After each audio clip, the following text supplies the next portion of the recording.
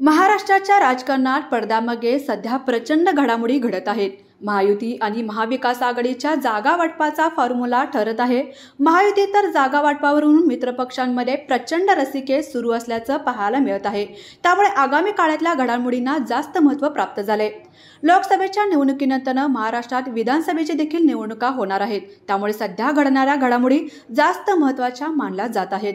महाराष्ट्राने 2 वर्षापूर्वी राजकीय भूकंप पाहिला। मुख्यमंत्री एकनाथ शिंदे यांच्या बंडामुळे शिवसेना पक्षात मोठी फूट पडली। त्यानंतर वर्षभरात राष्ट्रवादी काँग्रेस पक्षातही तशीच फूट पडली। या 2 भूकंपाचे पडसाद आतापर्यंत उमटत असताना आता तिसऱ्या मोठ्या भूकंपाचे संकेत अतुल लोंढे यांनी सोशल मीडियावरून दिला आहे। अजित पवार गटातले 12 बडे नेते भाजपमध्ये जाणार असल्याचा दावा त्यांनी व्यक्त केलाय।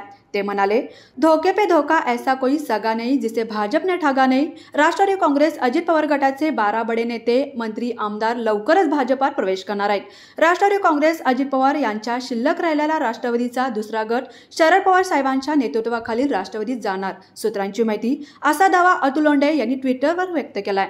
त्यांच्या या दाव्यानंतर राजकीय वर्तुळात चांगलंच उधाण आले।